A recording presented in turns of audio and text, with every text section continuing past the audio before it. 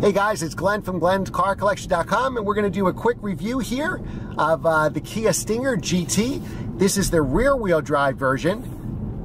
You can also get this in all-wheel drive. The GT version has a 3.3-liter twin-turbo V6. It produces 365 horsepower, 376 foot-pounds of torque, 0 to 60 in 4.7 seconds, and you can get it in, like I said, all-wheel or rear-wheel drive. This car, pricing starts for the GT at roughly $38,000. You can get some appearance packages and more options on the GT1 and the GT2, and an all-wheel drive GT2 will be almost $52,000. So this is my first time driving the car. If you remember back in the spring, I missed a chance to drive this. Some other cars, like the Mercedes S65, caught my eye, and the new BMW M5. So now we're getting to drive the Kia Stinger. So this car is supposed to compete with the Germans. Oh, first impressions, it is pretty fast. It actually feels faster than 4.7 seconds to 60. I'm really impressed. That's great. I've read some other reviews saying it had a real nice interior. The interior, well, some of this plastic is covered here with leather, but I don't think it's as nice as a German interior.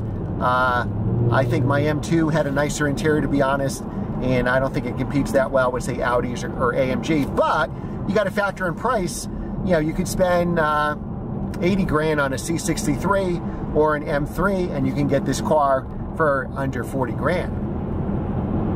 Now, the rear drive does feel lively. Living in the Northeast where I live, you may want to take the all-wheel drive, but if you can get away with rear drive, I will take rear drive with snow tires any day of the week. I love this color blue. This is my favorite color for the car. Yeah, and this car moves with the turbocharged engine. It does move. Turbocharged 6. Now, a base Kia Stinger, not a GT, comes with a 2-liter turbo 4,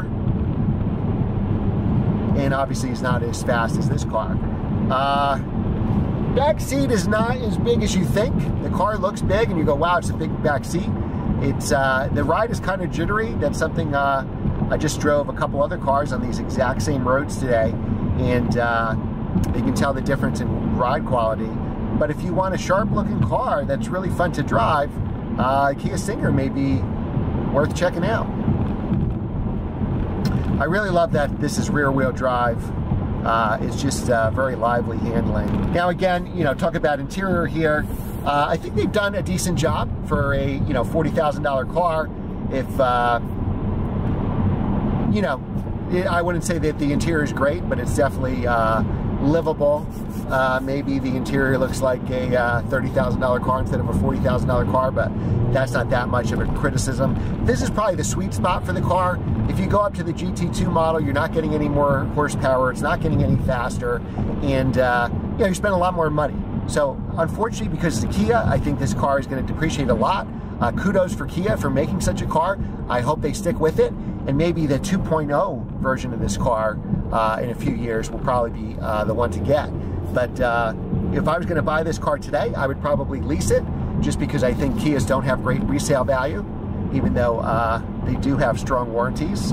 I think we'll have to see the reliability of this car and how it does with the enthusiast community. So what keeps M2 and M3 sales and AMG sales up there, Audi S4s, etc., is, you know, the enthusiasts are buying those cars used. You know, they're rear drive like this. They're available on stick shifts.